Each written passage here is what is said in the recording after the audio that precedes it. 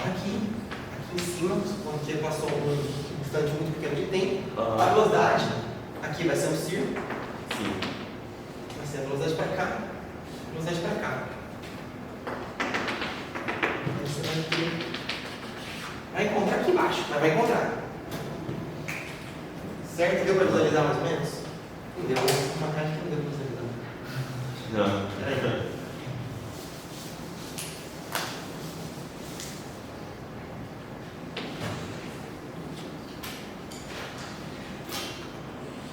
Sabe como colocou o círculo? Não? Então, já vamos para o próximo item agora, que daí já acho que já vai responder essa Tá, pergunta. tudo bem. Vamos lá. Movimento plano. Centro instantâneo de rotação. O que é o centro instantâneo de rotação? É onde o mundo está girando. É onde o sistema está girando. Ao redor de qual sistema, qual ponto o nosso sistema está girando. Então, se a gente tem o nosso disco, aqui, qual que é o CIR dele nesse instante? É o ponto que está com velocidade nula. O CIR sempre tem velocidade nula. Então, esse ponto aqui.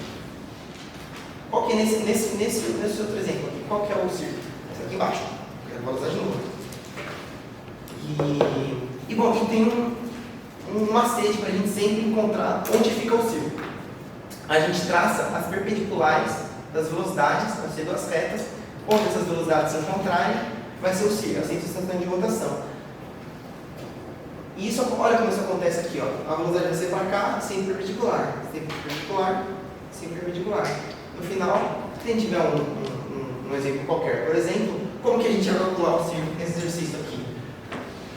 O disco aqui, passou um pequeno instante.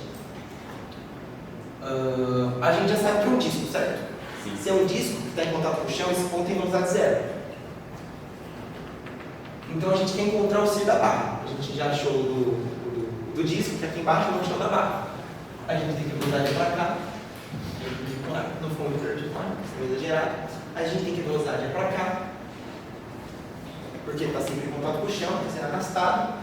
Então, para a gente achar o CIR, a gente só traça as perpendiculares infinitas aqui. E vai encontrar aqui embaixo. É simples. Só fazer isso aqui, parabéns, achou o CIR. Nisso já foi o quê? Meio ponto, um ponto da questão? Só para você fazer esse raciocínio. Aí, em qual ponto você sabe que tem que traçar a perpendicular com essa velocidade? É no ponto que você está aplicando a velocidade.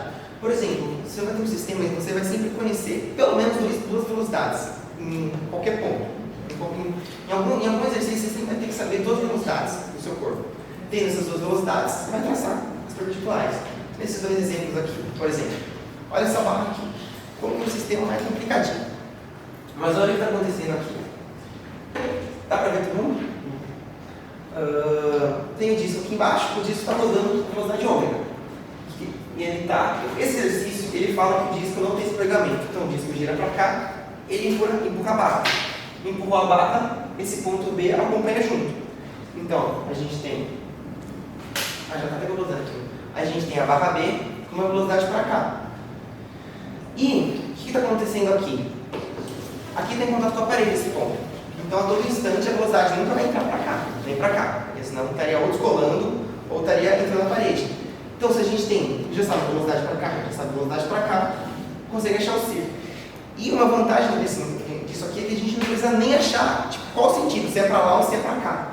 Porque como a gente traça perpendicular, pouco importa se está para cá ou para cá. Se é para cá, se é para cima ou para baixo, a perpendicular é a mesma. Então, quando você está resolvendo o exercício lá, você não entendeu nada como funciona, mas você entendeu que como a barra está deslocando nesse sentido, o B tem que acompanhar essa velocidade aqui. E o C vai ter que vir nessa direção. Já consegue achar o CIR só traçando fazendo uma geometria básica. Nesse exercício, por exemplo, tem uma barra apoiada aqui. A gente sabe que aqui tem contato com o chão. Se não me engano, o próprio enunciado desse exercício fala que a velocidade tem que ser nessa direção. Então ele já dá uma das velocidades. Beleza, para calcular o CIR a gente precisa de duas velocidades, para a gente achar, para a gente poder encontrar duas retas. Onde a gente acha? Pô, está tendo um contato aqui, né? O que esse contato significa? Significa que a barra nunca vai conseguir entrar no chão, né? Ela nunca vai vir nessa direção, nem nessa direção, porque senão ela estaria descolando. O exercício está mostrando ela em contato, então a gente não vai pressupor que a barra vai começar a flutuar no meio do nada. Então, se a barra não consegue entrar nessa direção, a gente sabe que outra velocidade vai ser nessa direção. Coloquei uma reta porque a gente não sabe se é para cá ou para cá. Teoricamente, a gente sabe que é para cá, senão a barra teria esticando para o lado e para canto. Então, vamos lá. Traçou para cá, traçou para cá, perpendicular para cá, perpendicular para cá. Esse deu sim. Simples de rotação. Então, é como se a barra estivesse rodando ao redor desse ponto. É uma coisa meio difícil da gente visualizar, porque ao longo do tempo, a barra está aqui. Depois, ela está aqui.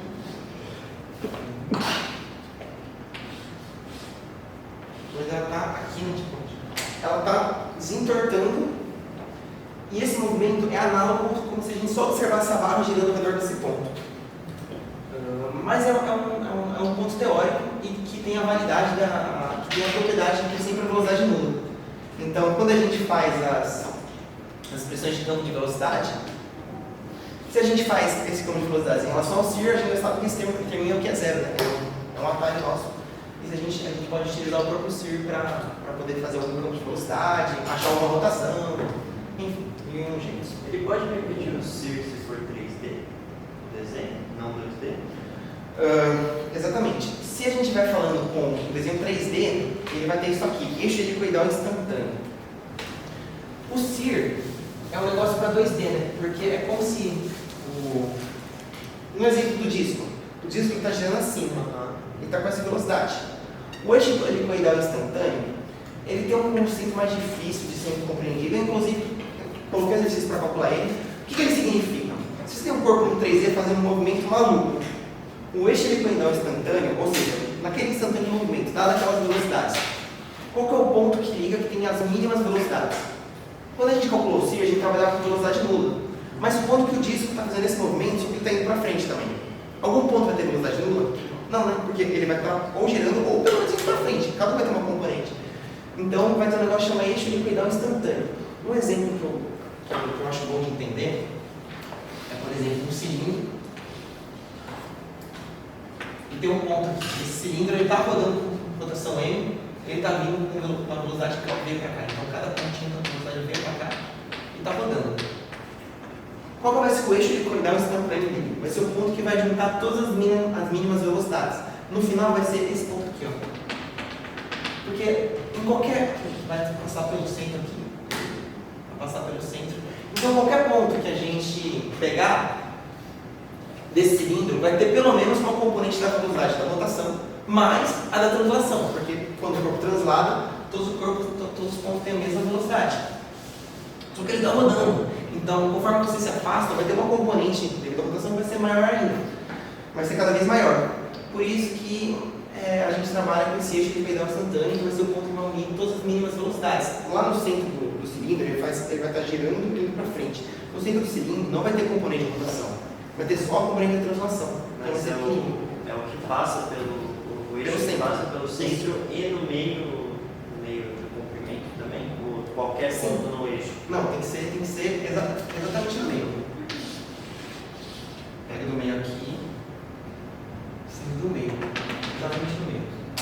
Mas esse é só um exemplo. O importante é para entender que o eixo helicoidal instantâneo, no sistema 3D, ele tem uns pontos de menor velocidade e provavelmente eles vão dar um exercício e essa mínima velocidade vai ser zero. Então, ele vai pedir o eixo helicoidal instantâneo, só que você achou um ponto que tem velocidade zero. Vai ter que ser ele, tem como ter velocidade menor que zero? Não, né? Então vai ser um eixo passando por ele. Deixa eu ver se agora que eu falo dele. Vou aproveitar e falar desse exercício agora. Mais um exercício aqui. Esse aqui é um interessante, que é para a gente achar o círculo. Deu um spoiler da resposta aqui, mas a gente tem esse sistema. Tem 3/4 de círculo aqui. E uma barra para isso daqui. Como que a gente vai achar o círculo dessa barra? Então a gente quer achar o centro instantâneo de rotação da barra. O que a gente sabe? A gente sabe que onde tem contato não pode ter componente perpendicular. Então se a gente tem esse círculo, a velocidade desse ponto vai ser exatamente tangente ao círculo, né? Então, essa é uma velocidade nessa direção. E, bem análogo ao exercício, ao exemplo que eu mostrei antes, esse exemplo aqui, nesse ponto vai ter que ter uma velocidade nessa direção. Não tem como ter nessa direção, senão estaria entrando. Não tem como ter nessa direção, senão estaria entrando. Bom, vai ser nessa direção. E beleza, agora a gente acha o sino. A gente acha ele aqui. Faz um pontinho mais torto. Deixa eu só fazer mais parecido.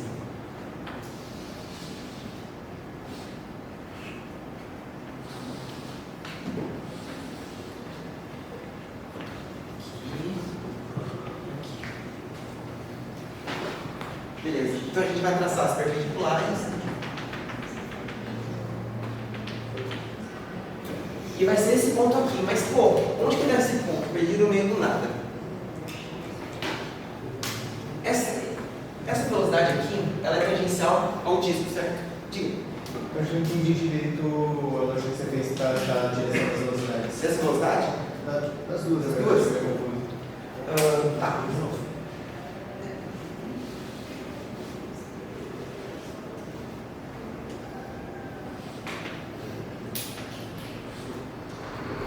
Isso aqui é um círculo, certo? Um círculo. Tem um ponto aqui, tem um ponto aqui, tem um ponto aqui. Supomos um círculo. Se esse ponto se mover, a velocidade dele vai ser sempre na direção que é o vetor tangente ao círculo. Sempre na direção que vai ser assim, se ele for para cá, se ele for para cá, é porque ele tem uma componente para cá, uma componente para cá. Se ele tem uma componente para cá, então ele está soltando. A gente não quer que ele solte. A gente quer um disco do ponto que está percorrendo a trajetória.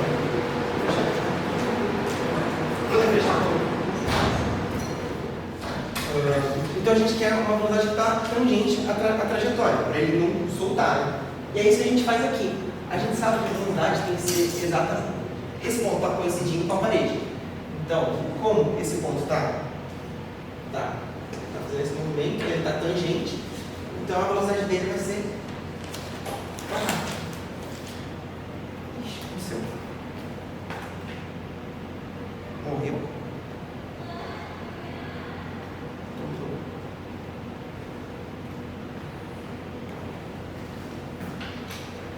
Faz sentido essa velocidade? Porque tem que ser tangente. Ok. Se eu não me engano, eu acho que o próprio enunciado dá essa velocidade, porque ele já fala essa velocidade, então ele simplifica. Mas só por estar em contato, você já sabe que ela não pode estar indo para cima. Provavelmente o exercício vai falar alguma coisa assim. Nesse ponto é o mesmo raciocínio. Está em contato, certo? Se eu supor que a velocidade é nessa direção, o que está acontecendo? A barra está afundando essa quina, né? A gente não quer isso, a gente quer que o sistema só translade por cima dela. Por isso tem que ser para cá, tangente certinho ao movimento da barra. Faz sentido? Diga. Não? Tá tranquilo. Beleza, a gente achou o círculo, fazer aqui os dois perpendiculares. Esse exercício ele faz uma sacada interessante, que é, eu falei que aqui é tangente ao círculo, certo? Se a gente faz uma perpendicular tangente ao círculo, ela vai necessariamente passar pelo centro. Porque se a gente tem um círculo, uma tangente, essa tangente vai sempre passar pelo centro. Vai sempre passar pelo centro. Então a gente sabe que esse trecho aqui passa pelo centro. E a gente sabe que isso aqui é 90 graus. Por que isso aqui é 90 graus? Porque a gente, é o princípio do sino. A gente traça as retas que são perpendiculares, sai 90 graus aqui. Pô, vocês viram que tinha um negócio que era mais ou menos assim. Você tinha um círculo horrível pela linha aqui. A gente tem o centro. Daí a gente via aqui, isso aqui é alfa, aqui era 2 alfa, esse aqui é o centro. Vocês lembram dessa propriedade? Não lembro? A gente vai perceber que esse ponto faz parte do círculo, porque esse triângulo aqui,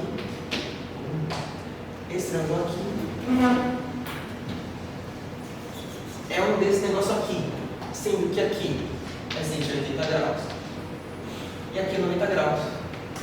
Então a gente fala que esse ponto tem que necessariamente coincidir com outra extremidade do círculo, porque ele forma aquele sistema lá de um inscrito, né? Mas enfim, isso eu só achei uma sacada interessante para vocês terem visto pelo menos uma vez na vida. Caso algum professor decida cobrar um negócio desse. Mas nesse caso, o círculo está considerado dentro ou fora do corpo? Ele estaria Do fazendo- corpo? Está fora do corpo. A barra está aqui, ó. É o círculo da barra. E o círculo achou aqui em cima. Então, ele não está rotacionando, porque a velocidade nula está para cá, ele também não está transladando, porque tem círculo. Se ele estivesse transladando, ele não tem círculo, porque sempre está tendo de rotação. Sem inclusive. O corpo que está em estado de translação, ele não tem círculo. Ou o círculo cruza no infinito. É a mesma coisa explicar. Por quê? Imagina que tem uma corpo que tem uma velocidade para cá e outra velocidade para cá. Onde vai cruzar o círculo? A gente está essa perpendicular para cá, essa perpendicular para cá. Cruzou aqui mais ou menos. Nossa. Tá bom. Depois a gente tem outro corpo. Mesmo corpo, na verdade. Eu não estou mexendo nele. A gente tem outro corpo. Velocidade para cá. E essa velocidade eu vou puxar um pouco para cima. Onde vai cruzar o círculo? Para cá. Pô, tá dando errado no desenho. Deixa eu fazer de novo.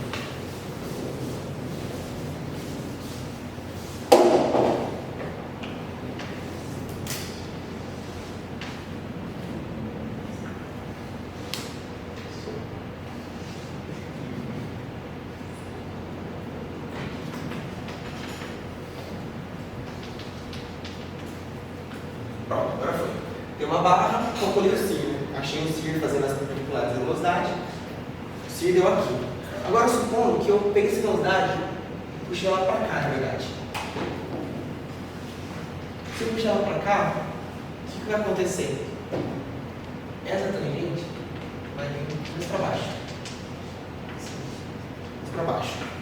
Agora, supondo que eu puxei mais um pouquinho para cá. Ela vai cruzar muito lá embaixo. Se eu pegar uma que vai ser exatamente paralela a essa aqui, o que vai acontecer? Elas não vão se encontrar nunca, né? Porque essa aqui vai ser exatamente paralela a essa aqui. E o que significa? Isso aqui é uma translação, igual eu expliquei antes. Dois pontos em velocidade na mesma direção de sentido, translação. Significa que o CIR vai cruzar lá numa distância infinita, ou seja, não vai cruzar. E isso, inclusive, foi um exercício aí de testinho de vocês. Eu estava falando de testinho, não sei se eu já agora ou no passado. Dá um exercício lá que era um. Isso aqui, né? Isso aqui. Vocês tinham isso para cá, para cá. E pedia para achar o CIR dessa barra. Como esse ponto está em conjunto com o disco, a gente sabia que a velocidade do disco tem que ser para cá, então desse ponto da barra também. Mesma coisa para esse aqui, ele está para cá, tem que ser para cá também. Daí dá o dano de velocidade para eu às vezes vocês falavam, como que acha onde que é o CIR? O CIR? Tem CIR, né? O CIR cruza no infinito. Eu, inclusive, fui falar com o professor Profito, depois com ele, e o professor, mas exercício aí, pô, você pediu para calcular e não é? Mas é para perceber que o CIR nem sempre existe no caso de translação. Daí achei meio sacanagem da parte dele, mas não. Alguém tem algo para ouvir?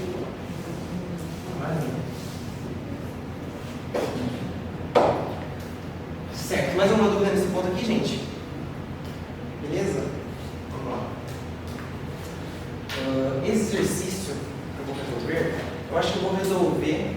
Eu vou resolver ele inteiro. Vamos lá. Tem um disco aqui, outro disco aqui. Uma barra atrelada a eles. Eu vou resolver ele só um pouquinho mais rápido, tá? Para eu poder falar de composição de movimentos. Tem o ômega 1 para cá, então esse disco está girando com a velocidade de ômega 1 para cá. E ele pede um instante de determinada figura. O que é um instante de determinada figura? Esse ponto está exatamente perpendicular para cá, nessa direção aqui. Esse ponto aqui está no centro. A velocidade do ponto B. Vamos lá. Resolução.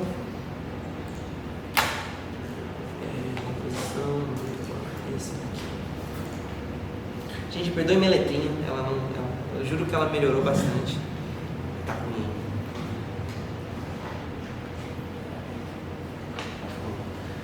Velocidade do ponto B. Beleza, desenho. Eu fiz os desenhos aqui, tem os raios, tem o ômega. A gente quer a velocidade nesse ponto aqui, que é o ponto de contato.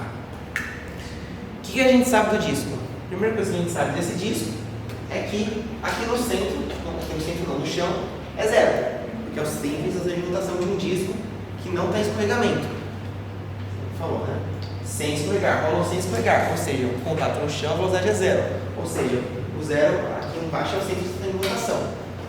Se o centro aqui é o centro de limitação, a velocidade vai ser perpendicular ao centro de limitação. Esse aqui vai ser o raio, a gente usa a expressão de campo de velocidade.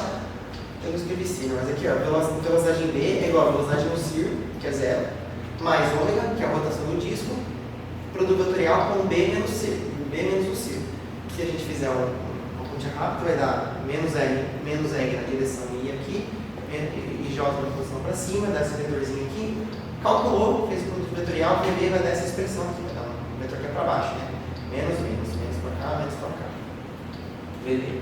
Próximo ele pede o CIR da barra. Como que a gente vai achar o CIR da barra? Já até fiz o desenho aí. Vamos lá. Eu fiz o B na direção oposta, só para mostrar que tanto faz. Se o vetor está para cá, está para lá. No final, a reta perpendicular que você pega é a mesma. Então você tem a velocidade nesse ponto e tem a velocidade nesse outro ponto, né? Porque esse aqui é o disco da roda sem escorregar.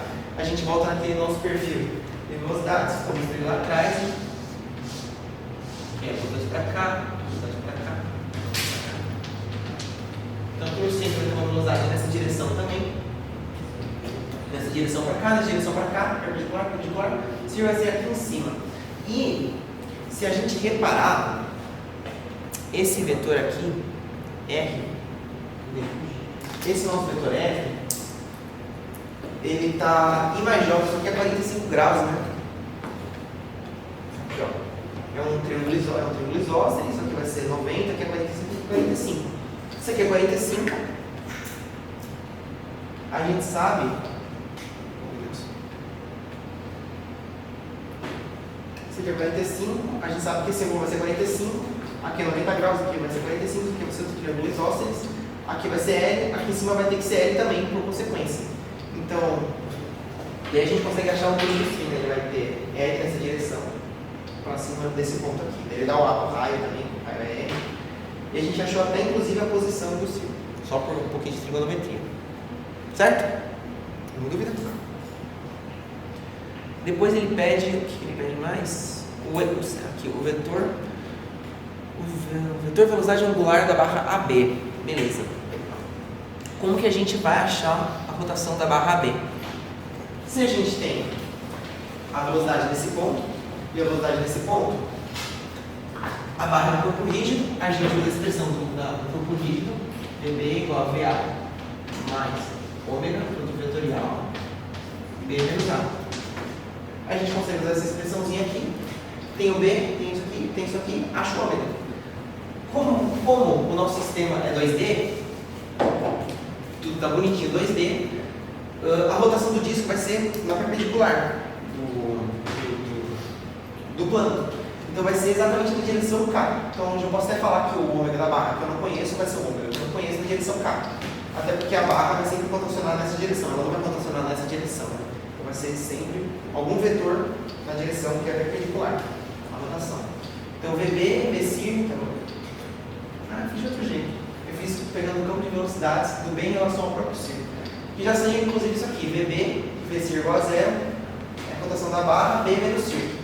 Eu tenho a posição do círculo, que eu achei lá em cima, B menos círculo, fiz a continha aqui, rotação vai dar, esse ômega vai dar menos ômega 1 F sobre L. Beleza, achamos o módulo da rotação da barra. A gente sabe que vai ser na direção K. Então aqui, achou a rotação. Por último, ele pede o vetor velocidade angular ômega 2 do disco de centro A. Então a gente quer a rotação desse disco. Ele quer só para a gente chegar na seguinte conclusão.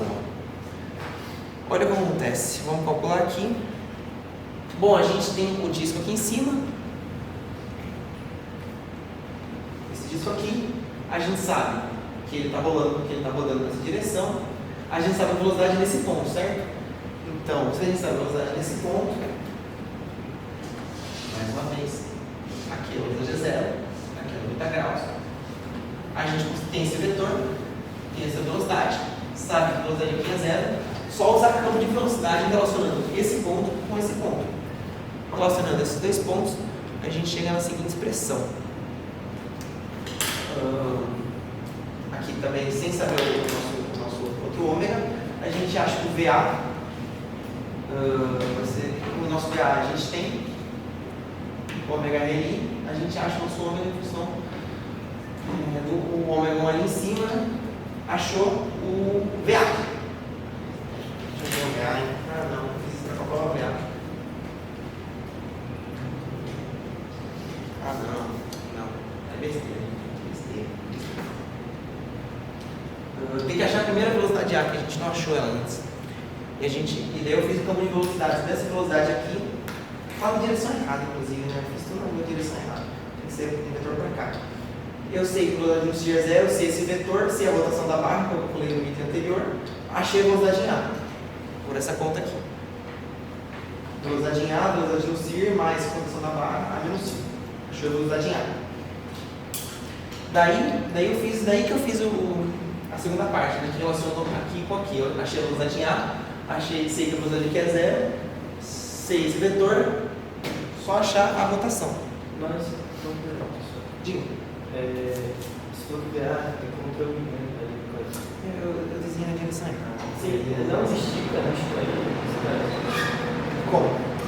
Porque. Ah, não, o vetor é do outro lado também. Sim. Que eu desenhei aqui, mas na conta lá em cima, ele tinha dado para cá, né? Assim. Então esse aqui é para cá, esse aqui deu menos, e também isso aí foi cagada no outro. Legal. Certo? Beleza. Alguma dúvida nesse exercício, gente? Certinho? Boa. Vamos falar agora rapidinho de composição de movimentos, que é a parte mais chatinha. E eu poderia resolver no meu exercício aqui, mas a vantagem é que todas as provas no Polishare têm resolução, literalmente todas. Então, dá só para... tem exercícios aqui, mas eu vou falar com eles no final. Que é para você achar o vetor de rotação. Se der tempo também, eu disponibilizo a resolução para vocês. Composição de movimentos. Vamos lá, gente. Composição de movimentos. Antes a gente estava trabalhando só... Lembra que eu fazia o campo de velocidades? Fazia o campo de velocidades bonitinho, aqui a velocidade era zero, achava a velocidade aqui. Agora, a gente vai trabalhar com sistemas mais complexos, vai ter sistema rodando em cima de sistema rodando, e vão surgir alguns conceitos, que é a velocidade relativa e a velocidade de arrastamento, ou rotação